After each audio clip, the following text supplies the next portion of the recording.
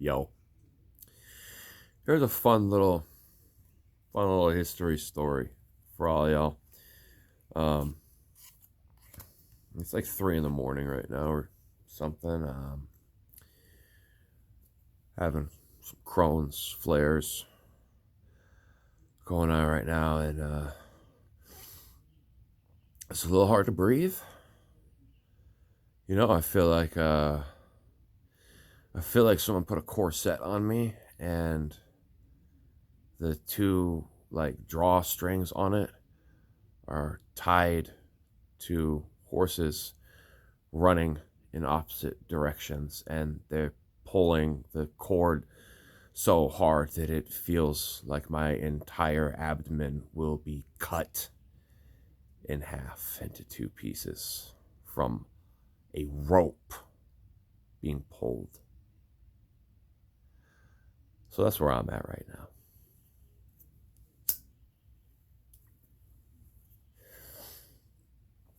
And I drank a lot of the cannabis lemonade about a half hour ago. It's nano, so I'm high as balls right now. I can deal with the pain right now, but there's still uh, nerve resistance, so my breathing's a little shallow right now. But anyway, sometimes when this is happening, I go sit on the front porch in pajamas and let the freezing cold concrete just like numb my nerves in my legs, because then that goes up into my lower abdomen, and it's kind of like putting the entire body on ice. It's pretty cold out here right now. Anyway, when I'm in these zen-like meditative trances, to try and get my body to listen to me and do what I tell it to do instead of it fighting me for existence, my mind will often just go off on thought tangents, go down memory lane. And my wife and I watched the movie Clue yesterday at this point.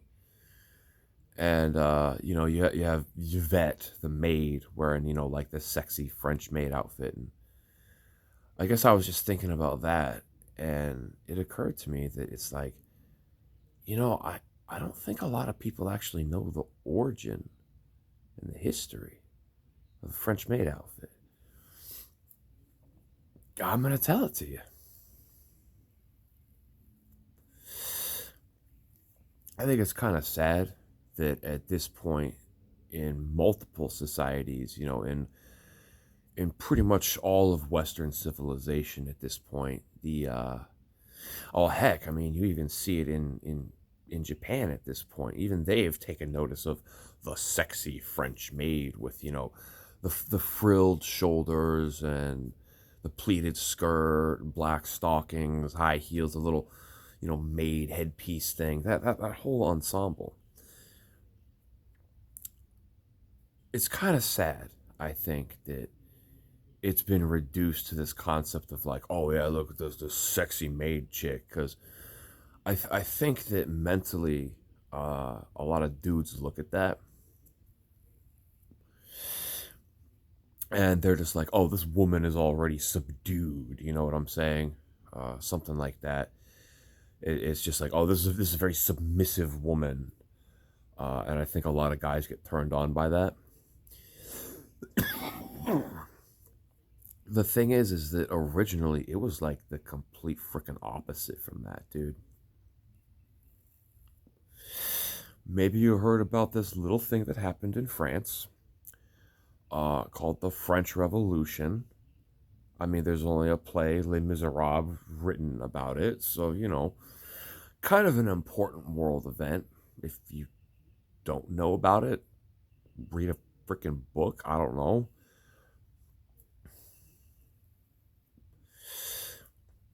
But it was actually following the civil war in France. The French Revolution.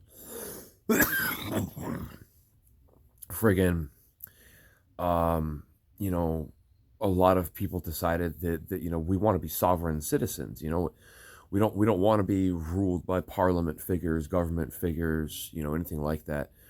We want to stand on our own, and no one's allowed to tell us what to do.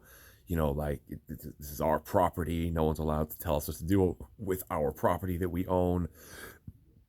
If we grow food on our property, the government isn't allowed to say we own 20% of everything you grew because we'll just take everything from you if you don't give us what we tell you. You know, there was kind of a reason the French Revolution happened. And it was following that is when the help, the female help, they started wearing like the French maid outfits, and because they wanted the help to not feel like second class citizens. This is when male butlers would start wearing suits and ties and start looking really nice and dignified, because they were like everyone should be like treated equal here, even if you're just like of a help, you should still have some freaking dignity, right? Because before that, it's like, oh, you're the help. Oh, come in the back entrance with your ratty, nasty clothes and your unkempt. But no, after the French Revolution, like the help, the butlers and the maids and all that, they were given really nice clothes, and they were treated really well. That became how it was supposed to be. Obviously, there were some people that didn't do that, if you know about history. Um, but that was the intent. And so when these women were wearing these like the French maid outfits, as we call them, it actually stood for something completely different. The women folk were commonly, in the farmyards churning butter from the milk from the dairy cows, things like that, collecting eggs from the chicken coops. And it was unfortunately pretty common before the revolution. If some people wanted to just kidnap and steal a entire person's life and turn them into a slave at a different family, that was kind of a normal thing, unfortunately.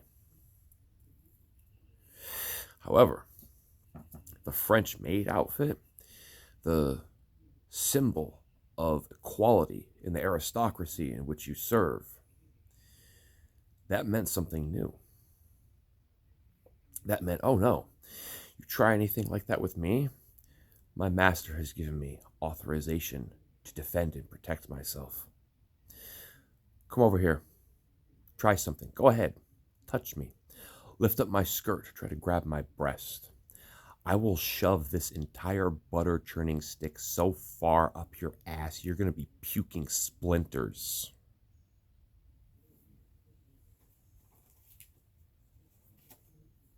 That's what that outfit meant. It meant I am now empowered by the aristocracy.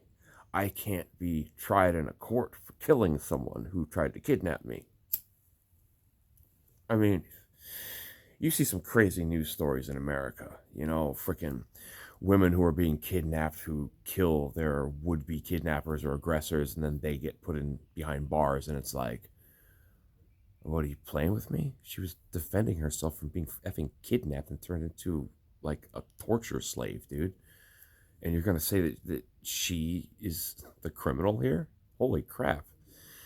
We think that's crazy, but that's how it was back in France before the revolution. The help was not allowed to defend themselves or anything like that, because they were considered lower class citizens and they didn't have as many rights legally, and no one wanted to defend them. So if you tried to defend yourself as the hired help, you would be tried under the law and you would be punished. Doesn't really matter what anyone in the aristocracy tried to do. They're high class citizens, and they're not allowed to be tried or prosecuted or punished in any way. That maid outfit was a symbol of, you try something on me, the entire hen house is going to be out here with shovels and rakes. We will turn your entire heads, skulls, and brains and teeth into a fertilizer for our herb gardens. Don't. Don't even think about it. Personally, I think that makes the French maid outfit even sexier. I mean, come on, dude. Strong women are freaking hot, dude. I don't know what to tell you. I like strong women. I mean, one of my favorite characters of all time is Lenneth from Valkyrie Profile, for crying out loud. Like, ooh, man, she's hot because she's strong. Same deal with my wife. She's strong. She's hot.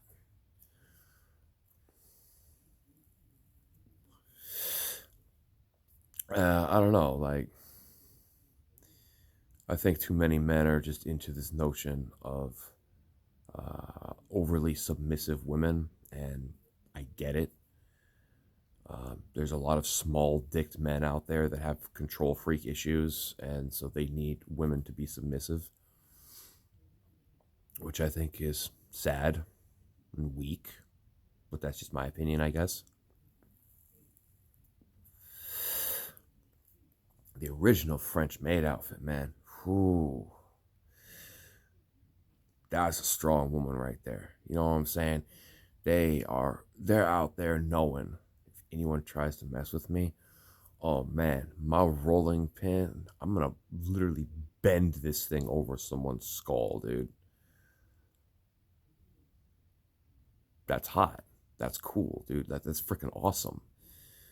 Imagine how cool that must have been to be a woman back then, to go from a situation where you have no rights to defend yourself or anything like that. Your entire bloodline is always going to be third class citizen status and all that.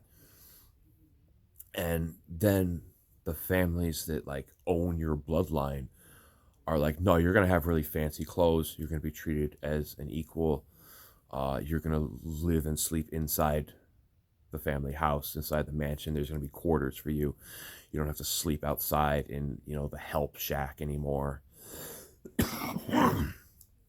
Like, honestly, that it's such a big deal for women's rights. And I feel like it's unfortunately been kind of obfuscated by the sexual debauchery surrounding the French maid outfit in modern day and the way it's perceived.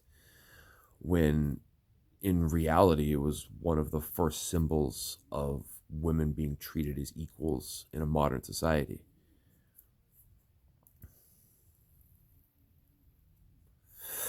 Anyway, there you go.